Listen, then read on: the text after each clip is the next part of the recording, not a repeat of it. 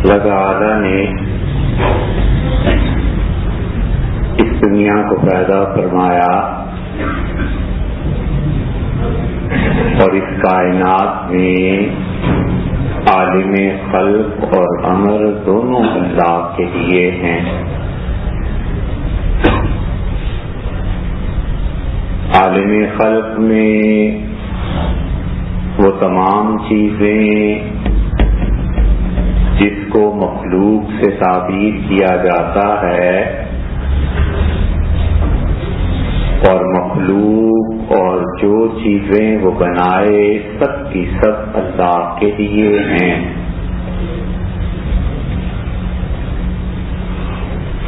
اور عالم امر اللہ کے لیے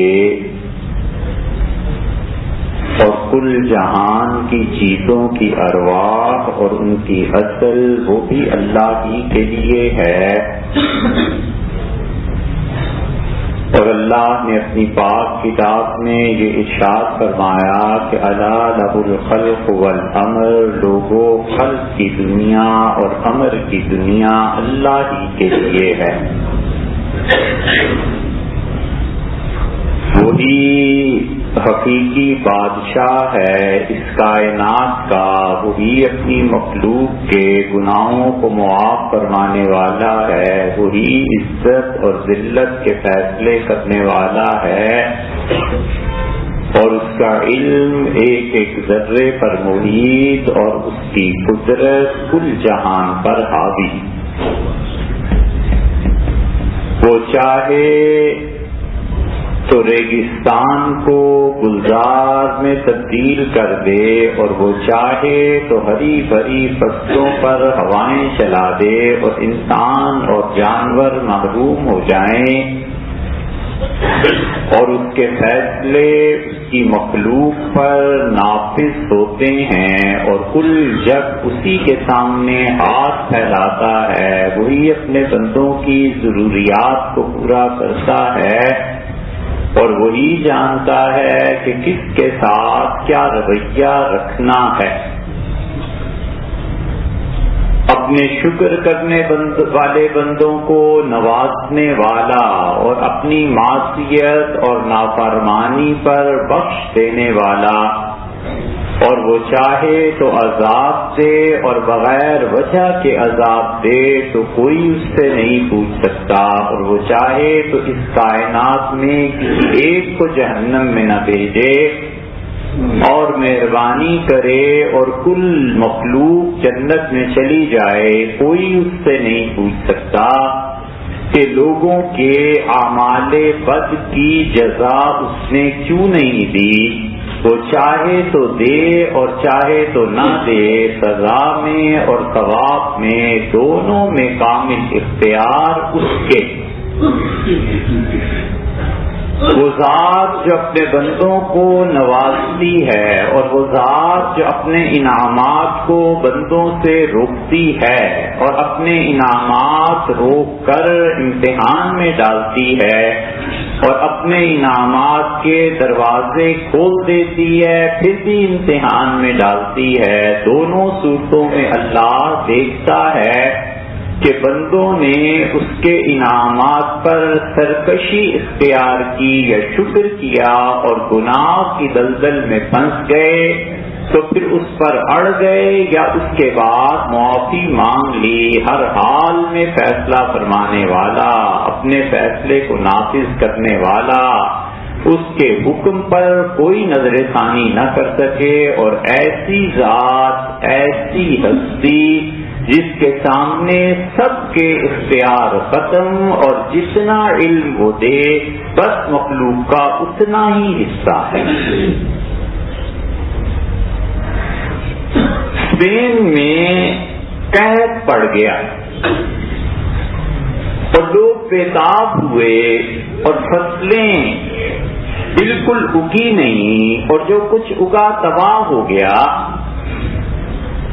اور لوگوں کا حال برا تھا، اور دھیرے دھیرے یہ شکایت پہنچی امیر المومنین حکم تک اور انہوں نے اپنے بیٹے کو بلایا اور انہوں نے کہا کہ شہزادے جاؤ ذرا قاضی القضات چیف جسٹس منذر ابن سعید رحمۃ اللہ علیہ کے پاس، اور ان سے جا کر کہو کہ وہ ہمیں اس تسکا کی نماز پڑھا دیں، ہم آئیں اور وہ خدا سے دعا مانگیں۔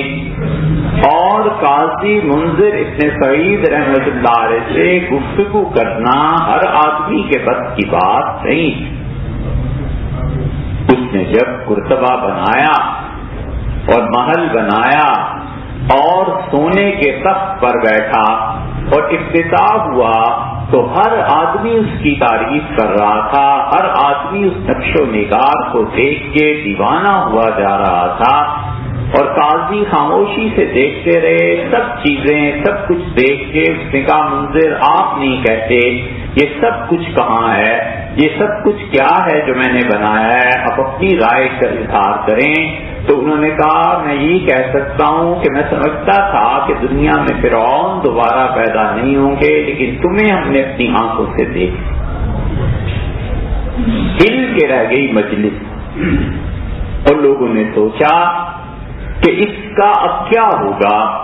انہوں نے پھر اپنی تقریر پوری کی اور انہوں نے کہا کہ یہ سونے اور چاندی کو جو تم نے لگایا اور سونے کے تخت پہ بیٹھ رہے ہو یہ تمہارے لیے جائز ہے، اور اللہ نے قرآن میں کہا ہے کہ اس دنیا کی خدا کو ذرہ برابر بھی پرواہ ہوتی تو اللہ تعالیٰ اس میں سے کافروں کو روک لیتا، اور اگر خدا کی حکمت یہ نہ ہوتی کہ غریب آدمی بھی کافر ہو جائیں گے اور ایمان ان کا نہیں بچے گا، تو اللہ نے فرمایا میں کافروں کو اتنا سونا اور چاندی دے دیتا کہ وہ اپنی گھر کی سیڑھیاں اور چھتیں سونے اور چاندی کی بنا دیں۔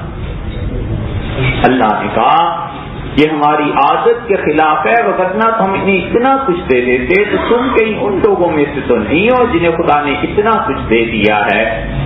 مجلس کی ساری رونق مقدر ہوئی، گھر پہنچے اور بڑے غصے میں تھے، اور انہوں نے کہا اپنے بیٹوں سے کہ ایسے قاضی کا کیا علاج کرنا چاہیے۔ انہوں نے کہا آپ حکم دیں اور ہم ٹھکانے لگا دیتے ہیں۔ اتنی اچھی تقریب کو ایسے برے جملوں سے نے خراب کر دیا تو امیر المومنین حکم چپ ہو گئے۔ کھانے کے بعد بیٹوں کو بلایا اور انہوں نے کہا بیٹے ہماری سلطنت کی عزت اسی میں ہے کہ ان جیسے لوگ رہیں، ہم پر تنقید کرتے رہیں اور مخلوق میں انصاف کرتے رہیں۔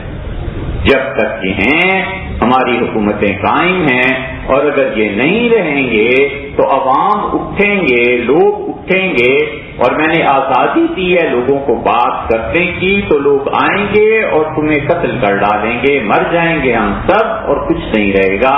منذر ابن سعید کے پاس جاؤ اور یہ دولت پیش کرو اور کہو کہ میں خوش ہوں آپ نے مجھ پہ تنقید کی۔ منذر ابن سعید رحمۃ اللہ علیہ کے پاس پیسے پہنچے تو انہوں نے کہا انہیں میرا سلام کہیں اور کہیں جو میں تنخواہ لیتا ہوں مہینے کی میری ضروریات کے لیے تھا۔ اس منذر ابن سعید کو انہوں نے درخواست کی شہزادے نے جا کے، اور اس نے کہا کہ ابا یہ کہتے ہیں کہ آپ ہمیں نماز پڑھا دیں استسقاء کی۔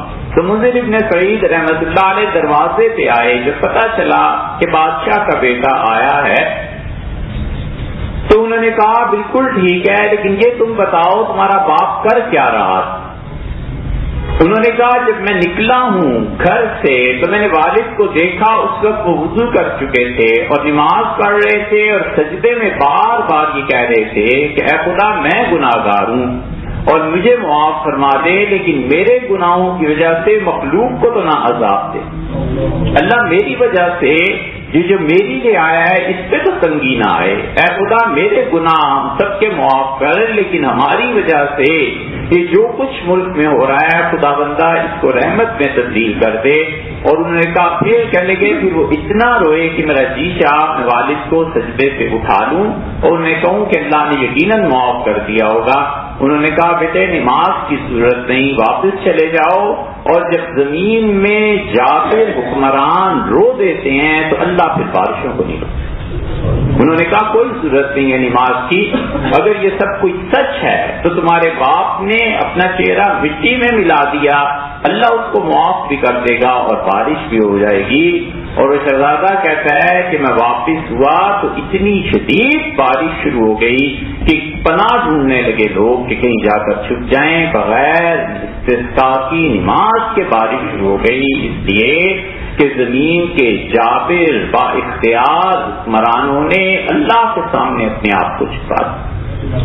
اس لیے اللہ وہ ہستی، وہ ذات جو وحی کی نازل کرنے والی ہے، وہ اللہ جو اپنی مخلوق کو چنتا ہے اور نبوت دیتا ہے، وہ اللہ جس نے اپنی مخلوق کو اپنے تک پہنچنے کے راستے بتائے اور عقل سے بھی ماورا راستے بتائے، اس اللہ کی 8 صفات ذاتی ہیں. اللہ کی 8 صفات ایسی ہیں جن پہ ایمان رکھنا واجب ہے، جن پہ ایمان لانا ضروری ہے. اور جو شخص اللہ کی ان 8 صفات کا اقرار کرتا ہے اور اسے مانتا ہے، اس کے لیے خدا نے ساری عمر کی نمازوں سے زیادہ ثواب رکھا ہے. اور وہ مکہ میں پیدا ہو اور کوئی عمر میں اس کی نماز حرم کی ضائع نہ ہوئی ہو تو اس آدمی کو ان نمازوں میں ثواب نہیں ہے جتنا اس عقیدے میں ثواب ہے کہ وہ آدمی یہ طے کر لے کہ اللہ کی 8 ذاتی صفات جو ہیں میں ان کو مانتا ہوں اور ان پہ ایمان لاتا ہوں. آج ہم اللہ کی سب سے پہلی صفت علم پر بات کر رہے ہیں کہ خدا کی 8 ذاتی صفات ہیں. اللہ کی جتنی بھی صفات ہیں اس کی 3 قسمیں ہیں. اللہ تعالیٰ کی صفات قرآن کریم میں آپ پڑھتے ہیں کئی جگہ پہ اللہ آخری حرف جو ذکر کرتا ہے وہ اپنے نام کو ذکر کرتا ہے. ان اللہ علی کل شیء قدیر، یہ قدیر اللہ کی صفت ہے. قل هو اللہ احد، یہ ایک اللہ کی صفت ہے. وہ هو الغفور الودود، اور اس کی ذات معاف فرمانے والی ہے. ودود، بڑی مہربان ہے، ایسی مہربان، ایسی شفقت کرنے والی کہ رسول اللہ صلی اللہ علیہ وسلم نے فرمایا اللہ اپنے فرشتوں کو بلاتا ہے اور کہتا ہے میرے بندے کے یہ اعمال مدت سے آ رہے تھے، اس ہفتے یہ ناغا کیوں ہو گیا ہے؟ حالانکہ اللہ جانتا ہے. فرشتے عرض کرتے ہیں کہ اے رب یہ تیرا آدمی بیمار ہو گیا، اے رب یہ تیرا بندہ سفر پہ تھا. اللہ فرشتوں سے کہتا ہے کہ اس کے لیے بغیر کیے ثواب لکھو. بڑی شرم کی بات ہے کہ اس نے اپنی صحت کی حالت میں ہمیں یاد رکھا اور بیماری میں ہم اسے چھوڑ دیں. جب گھر میں تھا تو ہماری عبادت کرتا رہا، سفر میں اسے موقع نہیں دیا اور سفر میں ہم اسے بھلا دیں. اسی لیے رسول اللہ صلی اللہ علیہ وسلم سے کسی نے کہا کہ اللہ کے رسول کوئی آسان ترکیب بتا دیں کہ دعا قبول ہوتی رہے.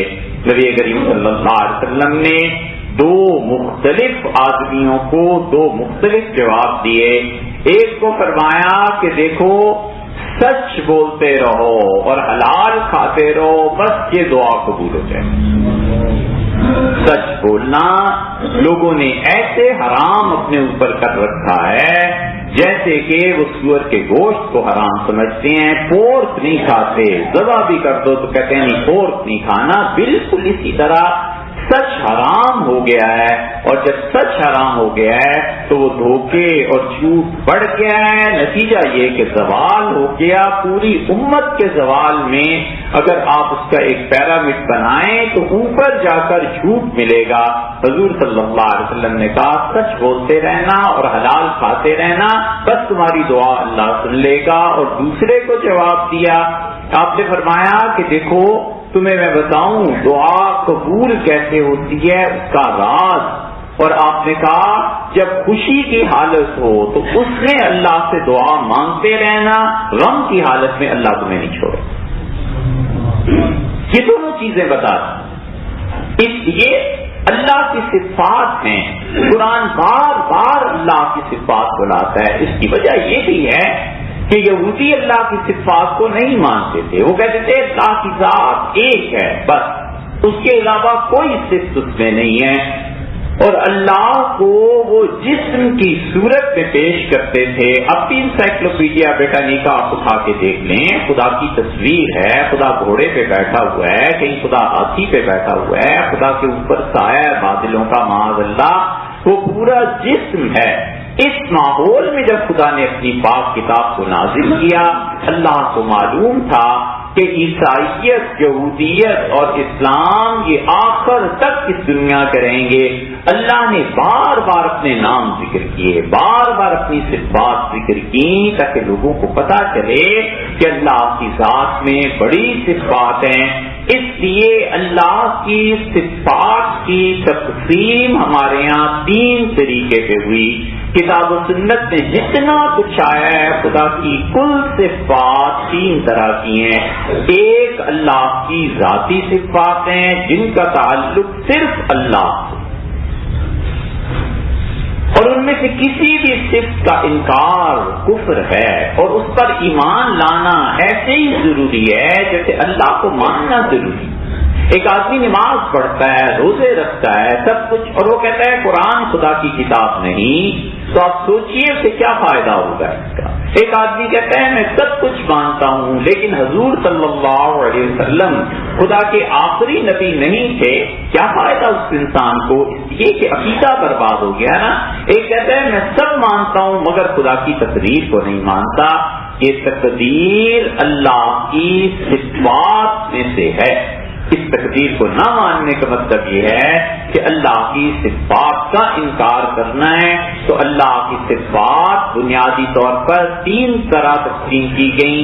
8 صفات اللہ کی ذاتی ہیں, اور دوسرے اس کے بعد اللہ کی بے شمار صفات ہیں جن کا تعلق اس کی مخلوق کے ساتھ ہے. تو جو کہتا ہے کہ وہ تو عز منتشا وہ تو ذکر منتشا, جس کو چاہے رتبہ فرما دے, جس کو چاہے عزت دے, جس کو چاہے ملک دے, جس سے چاہے ملک کو چھین لے, یہ سب وہ صفات ہیں جن کا براہ راست تعلق مخلوق سے ہے. اور انہیں فقہا اپنی اصطلاح میں فعلی صفات کہتے ہیں. اور اللہ کی تیسری صفات وہ خبری ہیں, وہ صفات ہیں جس تک عقل کی رسائی نہیں ہو سکتی تھی. انبیاء علیہ الصلوۃ والسلام نے لا کر خبر دی کہ خدا کی یہ صفت بھی ہے, یہ صفت بھی ہے. اب اللہ ہی جانتا ہے کہ کب تک یہ موضوع چلے گا, لیکن آپ اس عقیدے کو جانیے, جا کر اپنے بچوں کو سکھائیے, اولاد کو سکھائیے, اسے بتائیے کہ جس طرح اللہ کو ایک ماننا ضروری ہے بچوں, اسی طرح اللہ کی صفات کو بھی ماننا ضروری ہے. اور ذاتی صفات اللہ کی 8 ہوتی ہیں: علم, ارادہ, قدرت, سمع, بصر, کلام, تقویم. یہ سب اللہ کی صفات ہیں. 8 صفات ایسی ہیں خدا کی, ساری صفات پہ ایمان لانا ضروری ہے, مگر سب سے پہلی صفت 8 میں سے اللہ کا علم ہے. اسی لیے وہ بار بار کہتا ہے کہ علم اس کی صفت ہے, بار بار بتاتا ہے کہ علیم, علم والا ہے, جاننے والا ہے. اور وہ کہتا ہے کہ لوگوں, قرآن پاک میں آتا ہے, اللہ نے فرمایا لوگوں زمین کی تہ میں جو ایک بیج پھوٹتا ہے اس کو بھی وہ جانتا ہے کہ کیا ہو رہا ہے, اور کوئی پتا درخت سے نہیں گرتا مگر اس کے علم میں ہے. تقدیر اس کے پاس ہے, رجسٹر اس کے سامنے کھلے ہوئے ہیں. وہ خود اپنی صفت بیان کرتا ہے اور کہتا ہے خالق الحب والنوا, خالق الحب والنوا. اور وہ گٹھلی کو چیر دیتا ہے, وہ بیج کو پھوڑ دیتا ہے, اس سے پودا نکلتا ہے. اور اللہ کہتا ہے زمین کی تاریکی میں جو کچھ ہو رہا ہے وہ بھی ہمارے علم میں ہے. اور اللہ کے علم میں ہے یہ بات بھی کہ اللہ تعالیٰ لوگوں کی ایک ایک چیز کو جانتا ہے. اللہ کا علم تدریجاً نہیں آتا, گریجولی اللہ کو علم نہیں ہوتا. وہ ایک ہی انسان کے بارے میں اس وقت بھی جانتا ہے کہ کیا ہونا ہے جب اس نے آدم علیہ السلام کو پیدا کیا تھا, اور کروڑ سال کے بعد وہ بچہ پیدا ہوا, اب وہ مرے گا. تو اس کو اللہ اس وقت بھی جانتا تھا جب اللہ نے پہلے دن آدم علیہ السلام کو پیدا کیا تھا. اللہ کا علم تدریجاً نہیں آتا, وہ مخلوق ہے. اللہ کا علم کامل ہے. اس کے علم میں ہے کیا ہونا ہے. اسی لیے تو وہ مفروضات کا بھی علم بتاتا ہے. قیامت میں کافر روئیں گے اور کہیں گے اللہ ایک بار دنیا میں بھیج دے, پھر وہ کام نہیں کریں گے جو کر کے آئے ہیں. اب نہ انہوں نے آنا ہے نہ خدا نے بھیجنا ہے, اس کے باوجود کہتے ہیں وہ لوگ ردوا لعادوا لما نہوا عنہ, اگر ہم انہیں دوبارہ زندگی دے دیں تو پھر وہی کرتوت کر کے آئیں گے جو پہلی مرتبہ آئے ہیں. جس چیز کا وجود بظاہر نہیں ہے, معدوم ہے, اس کا علم بھی اللہ کو. اسی لیے وہ اپنے علم سے خبر دیتا ہے. علم سے جب خبر دیتا ہے تو لوگ سمجھتے ہیں اس آدمی کو پتا ہے. نہیں نہیں بھائی, وہ علم اپنے سے خبر دیتا ہے. علم سے خبر دیتا ہے سب سے اعلیٰ درجے کی خبر فراست. ان فی ذالک, اللہ نے فرمایا اس فراست کو دیکھو. مومن آدمی دیکھ کے اندازہ کر لیتا ہے کہ کیا ہونا ہے. وہ بادلوں کو دیکھ کے اندازہ بتا دیتا ہے کہ بارش ہونی ہے. یہ فراست ہے مومن کی. مومن کی فراست خطا نہیں کرتی, اللہ اسے علم دے دیتا ہے. سیدنا عثمان رضی اللہ عنہ بیٹھے ہوئے تھے اور ایک لڑکا آیا اور سیدنا عثمان رضی اللہ عنہ نے کہا کہ لوگ میرے پاس آتے ہیں اور ان کی آنکھوں سے بے حیائی کے اثرات ٹپک رہے ہوتے ہیں. اس نے وہ سمجھ گیا کہ مجھے کہہ رہے ہیں, تو اس نے کہا کہ امیر المومنین حضور صلی اللہ علیہ وسلم کے بعد بھی وہی آتی ہے. انہوں نے کہا وہی نہیں آتی, لیکن رسول اللہ صلی اللہ علیہ وسلم فرماتے تھے مومن کی دل کی نظر سے بچنا. وہ جو دل کی نظر فراست ہے نا, اس سے دیکھتا ہے, اور آپ نے فرمایا اس سے بچ کے رہنا. اسی لیے کہتے ہیں کہ اللہ کے نیک بندوں کی مجلس میں جب جائے تو آدمی کو اپنا دل صحیح رکھنا چاہیے. یہ فراست سب سے اعلیٰ چیز ہے جو اللہ اپنے علم میں سے مخلوق کو دیتا ہے. اور فراست کے بعد دوسرا علم کا درجہ خواب ہے جو لوگ دیکھتے ہیں, اور جس کی تعبیر ہوتی ہے خواب کی. اللہ اپنے بندوں کو دکھاتا ہے, وقت سے قبل دکھا دیتا ہے, وقت سے پہلے بھی دکھا دیتا ہے, ہزاروں سال پہلے کی چیز دکھا دیتا ہے. خواب میں کسی اور دنیا میں اس کی روح کو لے جاتا ہے اور بتاتا ہے کہ یہ ہونے والا ہے. جن سے محبت ہوتی ہے, جن سے تعلق ہوتا ہے, ان کے احوال خواب میں کھل جاتے ہیں. یہ دوسرا علم کا ذریعہ. اور پھر اس کے بعد تیسرا علم کا ذریعہ الہام, اور چوتھا علم کا ذریعہ کشف ہے. مگر یہ سب کچھ باری تعالیٰ اپنے علم میں اپنی مخلوق کو دیتا ہے, اور وہی کا سلسلہ اللہ نے ختم کر دیا حضور اقدس صلی اللہ علیہ وسلم پہ. انشاءاللہ آئندہ سے اس کی مزید تشریح ہے.